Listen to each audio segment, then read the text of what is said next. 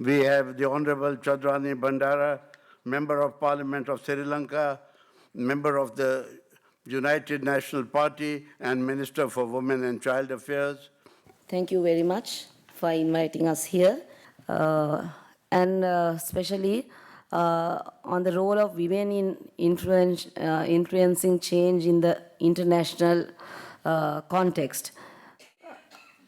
Men are dominating at the international level, as at the local levels there is a provision in the Convention on Eliminating Discrimination Against Women and Security Council 1325 requesting governments to provide opportunities for women to participate in international conferences in order to take up gender issues and that they should be included in peace negotiations. The optional protocol allowed the countries to take up gender equality issues at the international level if redress is not given at the national levels. These provisions are hardly used in our country.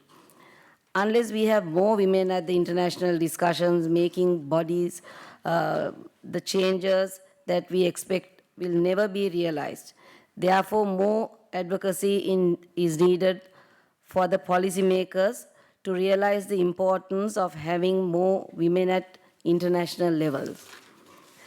When it comes to global economic and political issues, there is competition for women to rise up in the ladder.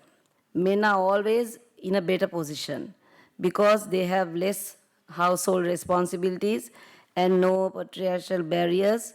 Women have to leave the families back, and then in case if they are selected for international positions, men have built up better contacts in, and it is easier to get closer to the male politicians who are the decision makers.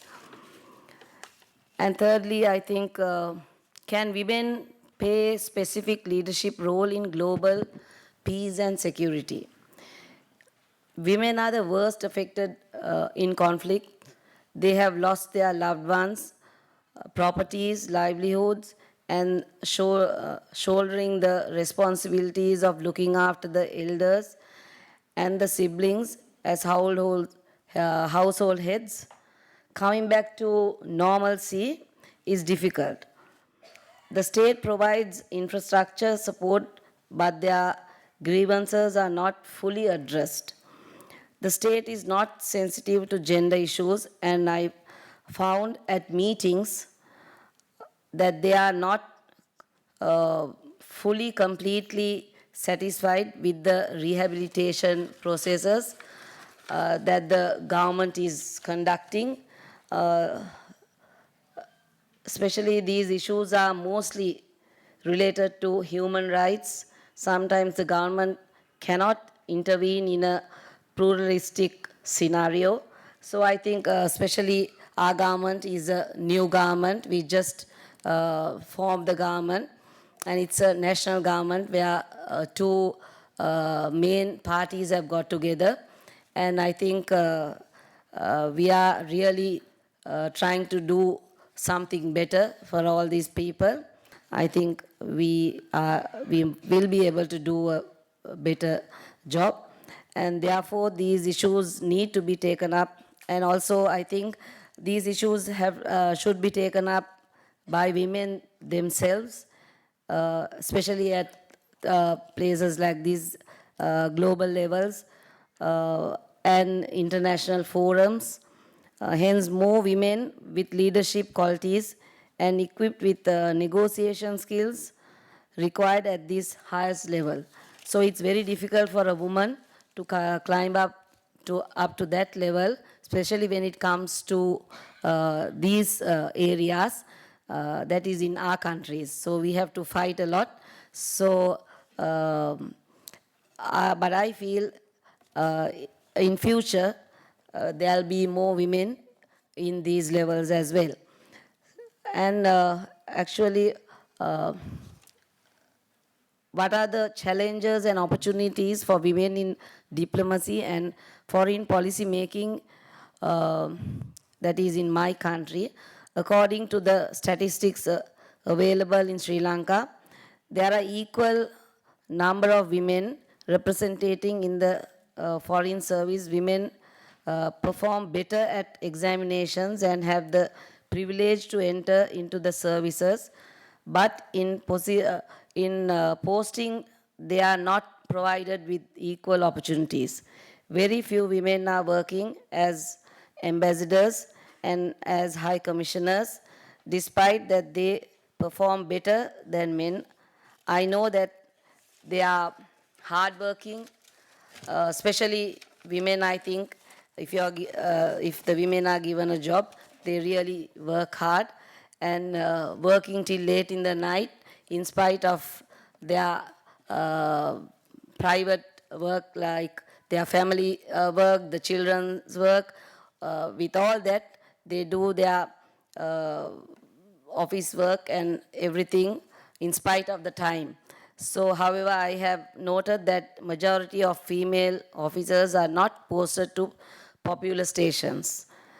So I think in future we will have a better chance and hope all the women in the world will get a better chance. Like in Canada, they said because it's 2015, I think let's all hope because it's 2016 that the women will have a better chance and will be able to go up to better levels because it's 2016. Thank you.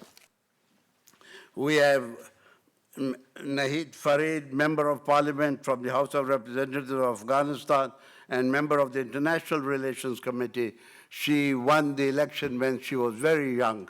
If you look at the history of Afghanistan during the Soviet Union invasion and then the rise of Mujahideen and then the Taliban regime and then the recent era of democracy in Afghanistan, you will find out that we had a wide range of violence in the country. Insecurity was in the highest level. Afghanistan had the highest range of immigration in all the world. If there was no Syria crisis, still Afghanistan has the highest number of immigration around the world. And if you go to statistics, you will find out that Afghan women are the most vulnerable part of this crisis, and they had been affected of this crisis and insecurity much more than men. And we have 2 million widows in Afghanistan. Their husbands has been died during the war. And all this crisis and insecurity, if you see, beside of the part of underdevelopment, it also brings many other crisis to the psychological crisis and other health crisis to the economical crisis to the society. Thank you, Mr.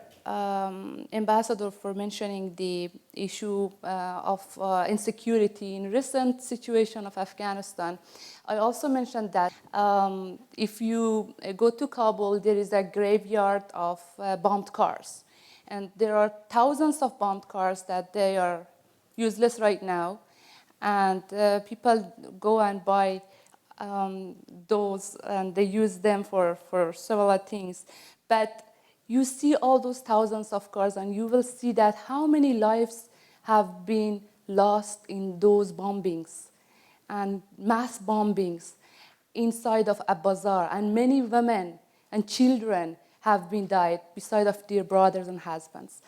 And this is also a proof that insecurity gets the life, and even if a woman is alive, gets her life from herself in a situation like Afghanistan. I would also go to some theories. There are 3 schools of thoughts about security. Some say it's a national issue.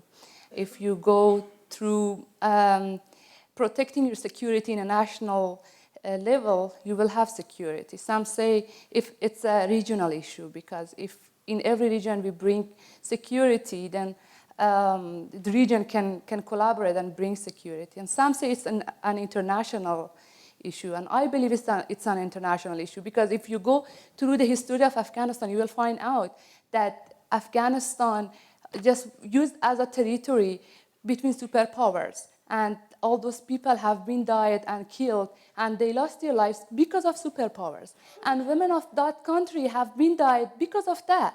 And they had no fault of that. So security is international, insecurity is also international. We can bring security if we can bring all the people of or the countries of the world, of all the governments of the world together and tell them that, look, all these people are dying. It's the same that going on in Syria and Middle East right now.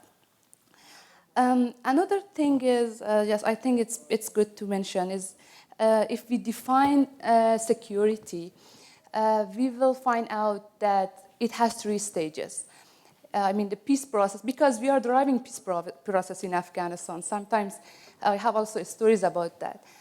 The peace process has 3 stages. The first stage is pre-peace. You have to provide environment for peace. And then the second stage is negotiation. And the third stage is you just resettle whatever you have been concluded. In pre-peace situation, if we don't have women, we cannot provide that environment. And we have this in our historical background, even during the Bonn conference, that many women could drive the peaceful situation and change the situation towards a better and also to a conclusion.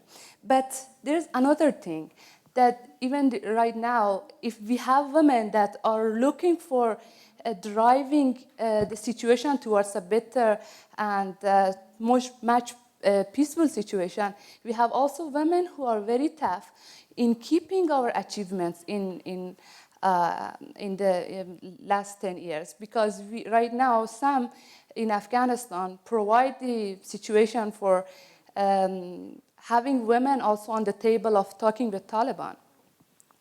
And that process, when we send some women, one party will get angry, maybe Taliban, maybe women, because there will be like a very tough negotiation and talk about the achievement that Afghan women have, and the constitution that we have, and the red lines that we have. And all those things will get very, the temperature of discussion will be very high, and then they don't get in a agreement at the end of the day. And as my colleague also mentioned, women can be agents for peace. Women can drive peaceful situation towards a better situation, but at the same time they are tough. I have the experience, and I saw many of these situations. I would look forward to the session of question and answer, and then we will drive the discussion according to the questions that you have. Thank you. We have the Honorable Chaya Sharma Pant, Member of Parliament of Nepal, the founder chairperson of the Nepal College of Travel and Tourism Management. I would like to thank the Canadian High Commission for organizing this event, and Ananta Center for hosting us, and also for choosing a topic, women in diplomacy, which does not actually, which is hardly discussed. And this is, I think, this is my first time being in a session where this particular topic is discussed. So I think it's high time that one side we are talking about women in the grassroots, empowering women, how we should raise that part. And the other is, it is also necessary that we talk about the macro level, higher level of women's involvement, and that too in diplomacy. So I will just talk about some of the reasons why women are not involved in high level of ambassadorial posts and things like that, and also why women should be involved. And just to reflect back, in 1945, when the UN Charter was signed, there were 50 country delegates, and out of that, only 4 were women. And if we look at the picture of permanent representative of the UN in New York, out of 193 countries, so far I think there have been just 14 to 16 women. And look at the situation of the UN Secretary General. A woman has never been nominated. So I think it's high time that we have to think of strategies to, bring a change in that. And so when we talk about the world's highest institutions like that have no women, where do we stand? Where does our countries stand? So I think it's time that we talk about these issues. The biggest obstacles to gender equality, to including women in the foreign relations, are again the same traditional and stereotype attitudes to women's social roles. And this goes horizontally, vertically. This is always the key factor, which is always an obstacle. The struggles and empowerment of women in any industry has strong links to unequal power relations. The case also applies for women entering the diplomatic world. So it's same. One of the reasons might be that women's perspective on conflict differ considerably from those of men. Women are more concerned on seeking consensus. We need to have women's voices influencing an agenda for human security and peace. Participation in decision-making and diplomacy is one way, and my colleagues have also talked about peace. Women are naturally equipped with diplomatic skills such as negotiation, conflict resolution, promoting and maintaining peace. Regarding the skill of negotiation, women have proven themselves to be capable of deciding what is best in the interest of their community. And as women, we are negotiating all the time in our house every day. The other important qualities that we possess, innate trait of women as process of engaging in negotiation, requires patience, cooperation, careful listening, and mutual understanding. With respect to this, diplomacy in the 21st century must be represented equally by men and women of equivalent merit and standing. Women's achievement in this field plays a crucial role in the general process of advancement of women in any field. Bringing women into diplomacy is a symbol of hope and modernization for the 21st century, yet women are unrepresented in the senior diplomatic position. It took the United Kingdom 191 years to finally appoint the first female head of mission. Diplomatic wives are entrusted with the duty of creating an atmosphere in the residence where diplomats from different states could get to know each other, man-to-man talk, and talk business off the record. Women make effective diplomats as they have access to areas that are otherwise restricted to male diplomats. As part of preventive diplomatic measures, diplomats must be able to tap into the whole of society in order to analyze and anticipate future threats in vulnerable areas. In certain parts of the world where gender segregation is prevalent, men are not able to openly reach out to women and therefore are only able to consider half the population within their analysis. As women, female diplomats have access to other 50% of the population, specifically in the rural and conservative societies, and are hence able to ensure that the voice and concerns of women are not ignored. The voice of female diplomat can also be considered symbolic and rallying for local women, especially if she is the only female ambassador serving in the country.